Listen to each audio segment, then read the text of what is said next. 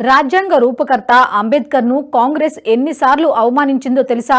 మొదట ఆయనను పార్లమెంటుకు ఎన్నిక కాకుండా అడ్డుకుంది. 1952లో అంబేద్కర్ బాంబే నుంచి పోటీ చేస్తే ఓడించింది.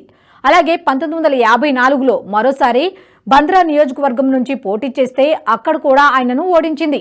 ఆయనకు జరిగిన అవమానాన్ని చూడలేక నాటి జనసంఘ్ పార్టీ అధినేత శ్యామ్ ప్రసాద్ ముఖర్జీ అంబేద్కర్ రాజ్యసభకు ఎంపికయ్యేలా సహాయం చేశారు.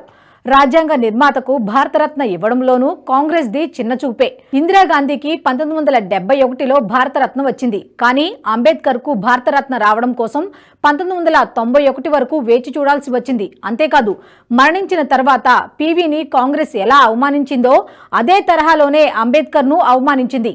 అంబేద్కర్ మరణం అనంతరం ఢిల్లీలో 6 అడుగుల భూమిని కూడా కాంగ్రెస్ కేటాయించలేదు. దీంతో బాంబేలోని దాదర్ చౌపాటి బీచ్ లో అంబేద్కర్ అంత్యక్రియలు చేయాల్సి వచ్చింది. భారత రాజ్యాంగ రూపకర్తను ఇన్నిసార్లు అవమానించిన కాంగ్రెస్ కు రాజ్యాంగంపై ప్రేమ ఉందంటే నమ్మగలమా?